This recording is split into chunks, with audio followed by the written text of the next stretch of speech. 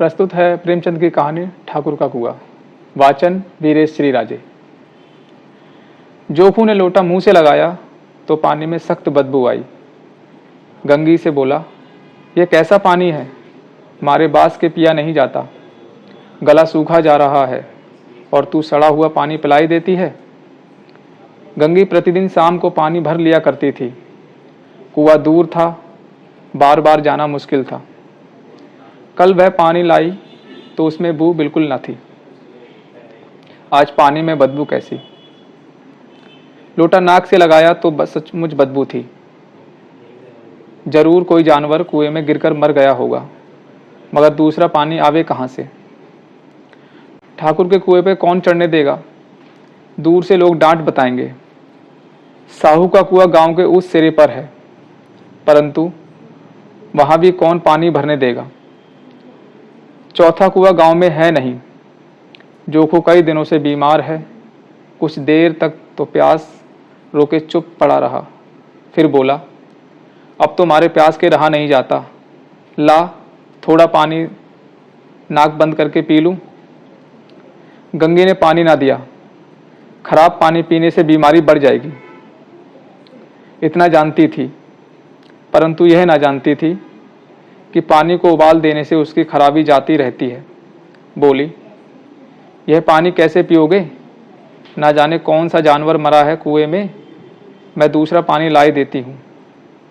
जोखू ने आश्चर्य से उसकी ओर देखा। दूसरा पानी कहाँ से लाएगी।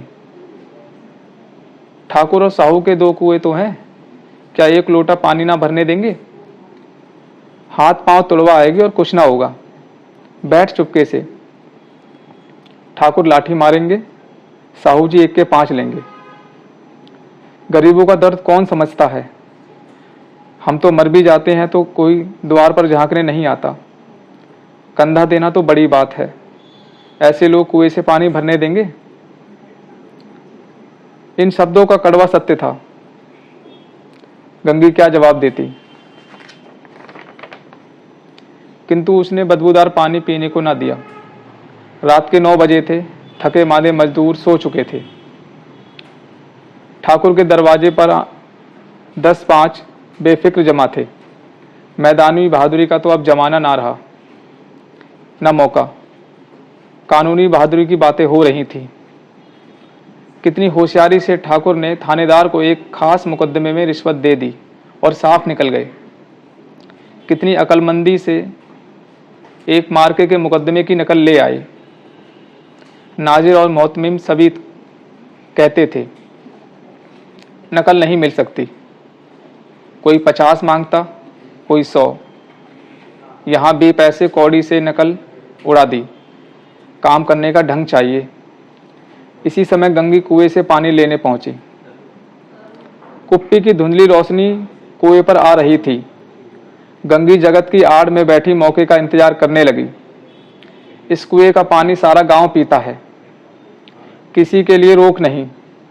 सिर्फ ये बदनसीब नहीं भर सकते।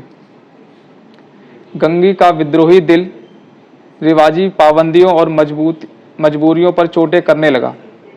हम क्यों नीच हैं और ये लोग क्यों ऊंचे हैं। इसलिए कि ये लोग गले में तागा डाले लेते हैं। यहाँ तो जितने हैं एक से एक छठे हैं। चोरी ये करें, जाल फरेब ये करें, झूठे मुकदमे ये करें।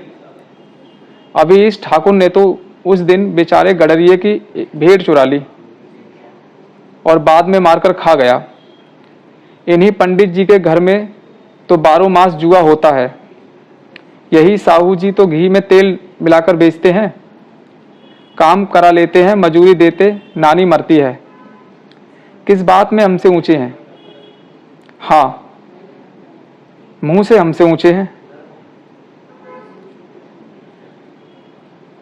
कभी गांव में आ जाती हूं तो रस भरी आंखों से देखने लगते हैं, जैसे सबकी छाती पर सांप लौटने लगते हैं।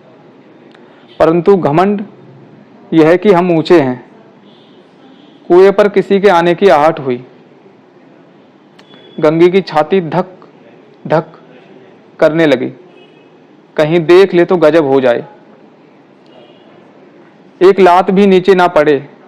उसने घड़ा और रस्सी उठा ली। झुककर चलती हुई एक वृक्ष के अंधेरे साये में जा खड़ी हुई।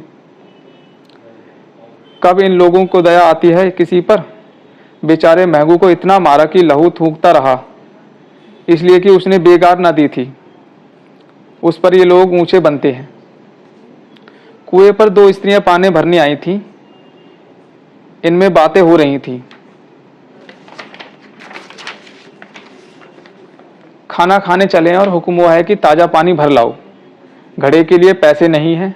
हम लोगों को आराम से बैठकर देखकर जैसे लोगों मर्दों को जलन होती है। हाँ, यह नहीं हुआ कि कलसिया उठाकर पानी लाते, बस हुक्म चला दिया कि ताज़ा पानी लाओ, जैसे हम लौंडियाँ हो। लौंडियाँ नहीं तो और क्या हो तुम। रोटी कपड़ा नहीं पाती, 10-5 रुपए छीन झपट कर लेती ही हो। और लौंडियाँ कैसी होती हैं। मत लजाओ दीदी, छिन भर आराम करने को जी तरस कर रह जाता है। इतना काम किसी दूसरे के घर कर देती तो इससे कहीं ज़्यादा आराम से रहती। ऊपर से वह एहसान मानता। यहाँ काम करते करते मर जाओ, पर किसी का मुंह ही नहीं सीधा होता। दोनों पानी भरकर चली गईं तो गंगी वृक्ष की छाया से निकली और कुएं के जगत के पास आई। बेफिक्र चले गए थे। ठाकुर भी दरवाजा बंद कर अंदर आंगन में सोने जा रहे थे। गंगी ने क्षणिक भर सुख की सांस ली। किसी तरह मैदान तो साफ हुआ। अमृत चुरा लाने के लिए राजकुमार किसी जमाने में गया था। वह भी शायद इतनी सावधानी के साथ और समझ बूझकर ना गया होगा। गंगी दबे पांव कुएं की जगत पर चढ़ी। विजय का ऐसा अनुभव उसे पहले कभी ना हुआ था। उसने रस्सी का फंदा गड्ढे में डाला, दाएं बाएं चौकन्नी दृष्टि से देखा, जैसे कोई सिपाही रात को शत्रु के किले में सुराख कर रहा हो। अगर इस समय वह पकड़ ली गई तो फिर माफी या रियायत की रत्ती भर उम्मीद नहीं। अंत में देवताओं को याद करके उसने कलेजा मजबूत किया और घड़ा कुएं में डाल दिया। घड़े ने पानी में गोता लगाया, बहुत ही आहिस्ता, जरा भी आवाज न हुई। गंगी ने 2-4 हाथ जल्दी जल्दी मारे। घड़ा कुएं के मुंह तक आ पहुंचा। कोई बड़ा शहजोर पहलवान इतनी तेजी से उसे ना खींच सकता था। गंगी झुकी, घड़े को पकड़कर जगत पर रखे कि एकाएक ठाकुर साहब का दरवाजा खुल गया। शेर का मुंह इससे अधिक भयानक ना होगा। गंगी के हाथ से रस्सी छूट गई। रस्सी के साथ घड़ा धड़ाम से पानी में गिरा और कई क्षण तक पानी में हिलकोरे की आवाजें सुनाई देती रही। कौन है, कौन है, पुकारते हुए ठाकुर कुएं की तरफ आ रहे थे और गंगी जगत से कूदकर भागी जा रही थी। घर पहुंचकर देखा कि जोफू लोटा मुंह से लगाए वही मैला गंदा पानी पी रहा है।